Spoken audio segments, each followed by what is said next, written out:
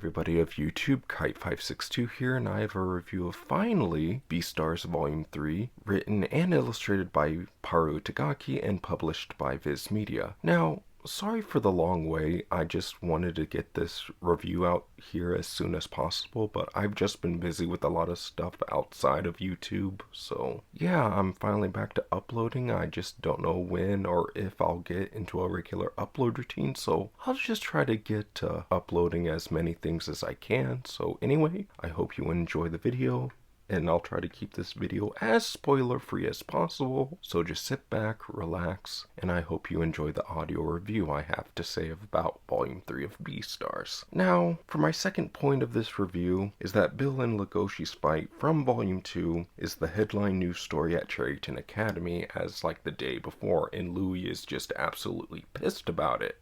He's just absolutely distraught, angry, whatever you want to call it. So in the end, Louis tries to suspend both Bill and Legoshi from any further drama club activities, but the journalism club just happens to be behind all of Bill, Legoshi, and Louis, right as Louis is trying to suspend both Bill and Legoshi for their near-death fight on stage. So anyway, after this whole spiel goes down, Jack notices that Legoshi was fighting for real when the both of them go to their usual hiding spot, which is kind of different from the manga versus the anime. Within the anime, it's at an empty pool, but in the manga, it's like at a stoop or a staircase. So I thought that was a really interesting change for the anime itself in general. Anyhow, Jack notices that Legoshi was fighting Bill for real, and he was really angry at Bill for doping on rabbit's blood before their performance of the Adler play.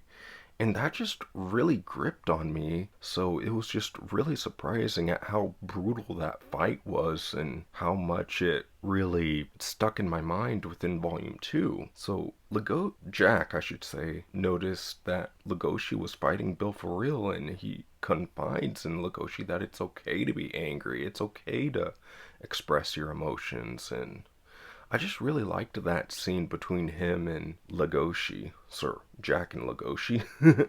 Anyway, this is kind of like an impromptu review, so yeah, I'll try to do the best I can. So yeah, after that goes down, Haru finally stands up to her bully, Mizuchi the Harlequin Rabbit, since Mizuchi's kinda pissed that she slept with her boyfriend, and after that goes down, it's just all downhill from there for poor Mizuchi. She loses her boyfriend, she blames Haru for it, and Haru finally sticks it to Mizuchi, and it was just really satisfying to see Haru finally scream at all of Mizuchi and her goons, because they really deserved it if you read the manga. If not, go read it, by all means. So yeah, and after that, Haru is confronted by Legoshi, which he's like looming over poor Haru, so yeah, that also makes Mizuchi's goons and herself run away from the scene and hope. I'm just glad those three are out of the picture now. So anyway, Haru offers Legoshi to go on a lunch date with her, and it's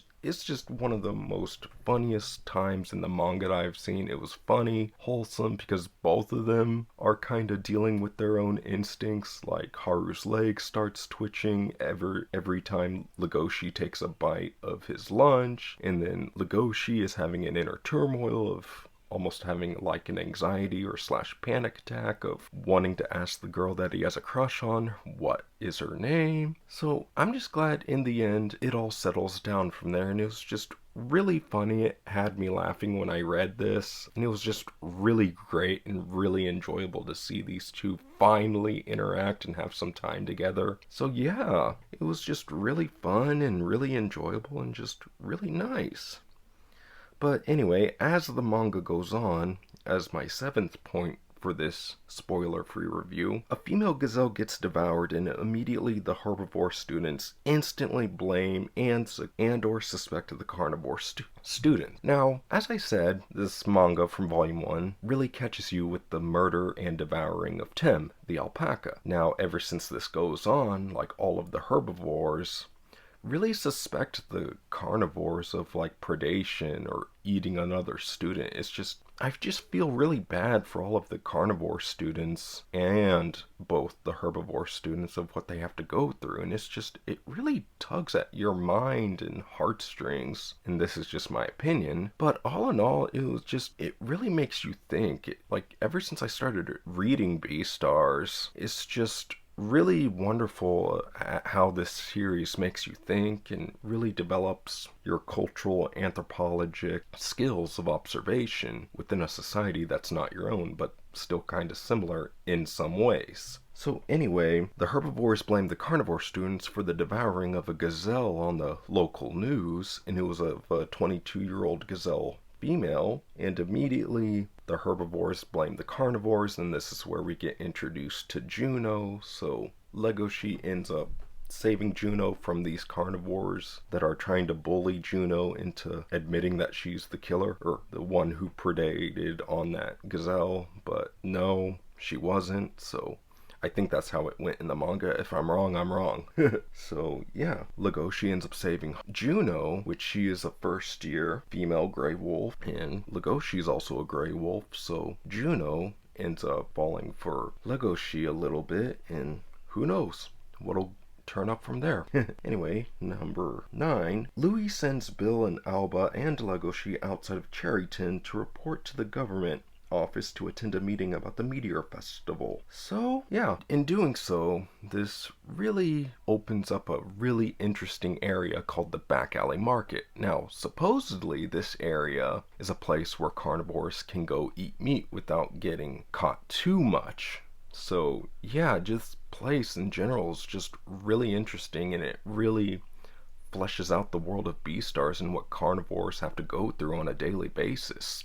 So it's really fascinating at how both sides have their own internal struggles in some way. So anyway, Legoshi thinks about Haru all the time, and Haru wants to know what Legoshi thinks of her as. Does he think of her as a piece of meat? Does he, think of her as a friend? Who knows? We just gotta keep on reading. So anyway, my overall thoughts on this volume, it's really great and really good, but anyhow, as Legoshi is sprinting through the back alley market, he's overwhelmed with all the sense of the meat and everything, and finally is just ashamed of being a carnivore or born a carnivore. So yeah, after all this ordeal, he gets knocked out by a mysterious figure as a panda. So in the end, Legoshi wakes up chained inside of this weird back alley laboratory area. So who knows what'll happen to him next. Anyway, I'll end this review here and now, but anyway, my overall thoughts of this volume, it was a really good setup, and I cannot wait to review more of this series. So as always, I've read up to volume 10, so I'm really looking forward to reading volume 11, so I don't know what that will entail.